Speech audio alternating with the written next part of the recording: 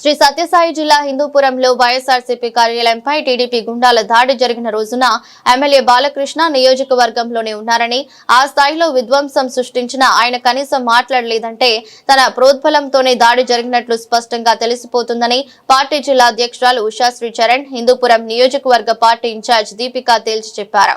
ఈ తరహా ఘటనలు చూస్తుంటే రాష్ట్రంలో ప్రజాస్వామ్య పరిరక్షణ, రాజ్యాంగ విలువలు ఏ విధంగా పతనం అవుతున్నాయో అర్థం చేసుకోవచ్చని అన్నారు. దాడిలో పాల్గొన్న నిందితుల వివరాలను సీసీ కెమెరా ఫుటేజ్ తో పాటు ఇస్తే వారిని శిక్షించాల్సింది పోయి ఆ పని చేయకుండా తమ పార్టీ నాయకులు కార్యకర్తలపైనే ఎస్సీ అట్రాసిటీతో పాటు హత్యాయత్నం కేసులు నమోదు చేశారని పార్టీ కేంద్ర కార్యాలయంలో మీడియాతో మాట్లాడిన వారు ఆక్షేపించారు. ప్రశ్నించే గొంతు నొక్కాలని చూస్తున్న కూటమి ప్రభుత్వం తమను భయపట్టే ఉద్దేశంతోనే ఇలాంటి దాడులకు పాల్పడుతోందని ఉషాశ్రీ చరణ్, దీపిక తెలిపారు. కొన్ని రోజుల క్రితం మనమందరూ చూసినాం, హిందూపూర్ వైఎస్ఆర్సీపీ పార్టీ ఆఫీస్ పైన టీడీపీ గుండాలందరూ వచ్చి అటాక్ చేయడం మనం చూసినాం. ఆ రోజు మన పిల్లలు, మన కార్యకర్తలందరూ కూడా హిందూపూర్ పార్టీ ఆఫీస్ లో ఉండగా ఒక 5-6 కార్లు వచ్చి చాలా మంది వచ్చి అనాథరైజ్డ్ గా హిందూపూర్ పార్టీ ఆఫీస్ లో వాళ్ళందరూ కూడా రావడం జరిగింది. వీళ్ళందరూ కూడా ఎందుకు వస్తున్నారు, మీరు ఎందుకు ఇట్లా చేస్తున్నారు అని అడిగితే, ఇది మా ఇష్టారాజ్యం, ఇది మా సామ్రాజ్యం, హిందూపూర్ అనేది మన సామ్రాజ్యం అని చెప్పుకుంటూ మీరు ఎవరికి చెప్తారో చెప్పుకోపోండి అని చెప్పి అక్కడున్న గ్లాసెస్ కానీ, ఫర్నిచర్స్ కానీ, సిస్టమ్స్ కానీ, అదేవిధంగా అంబేద్కర్ ఫోటోగ్రాఫ్ కూడా, అంబేద్కర్ జీ ఫోటోగ్రాఫ్ కూడా కిందికి వాళ్ళు పడేయడం ఎంత మాత్రం సమంజసం అని అడుగుతున్నాం.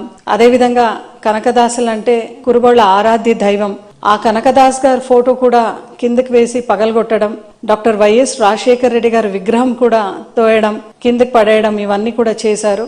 ఈ రోజు ఇంత జరిగినా కూడా బాలకృష్ణ గారు ఆ రోజు కాన్స్టిట్యున్సీలో ఉన్నారు, ఎక్కడ కూడా ఒక స్టేట్మెంట్ చెప్పలేదు, ఎక్కడ కూడా ఒక స్టేట్మెంట్ కూడా విడుదల చేయలేదు. అదేవిధంగా హోమ్ మినిస్టర్ అనిత గారు ప్రతి దానికి కూడా చిన్న చిటిగా కూడా ఆమె రెస్పాండ్ అవుతూ బురద చెల్లె కార్యక్రమంలో ఆమె ఫస్ట్ ఉంటుంది. ఈ రోజు వీడియో కూడా రిలీజ్ చేసినాం. టీడీపీ గుండాలు ఎవరైతే వచ్చినారో విత్ ఫేసెస్ ఐడెంటిఫికేషన్ వీడియో కూడా రిలీజ్ చేసినా కూడా ఇంతవరకు ఒక 16 మంది పైన మాత్రమే ఎఫ్ఐఆర్ కట్టడం జరిగింది. మిగతా వాళ్ళ గురించి అడిగితే మేము అదర్స్ అని పెట్టడం అని డిఎస్పీ గారు స్వయంగా చెప్పడం జరిగింది.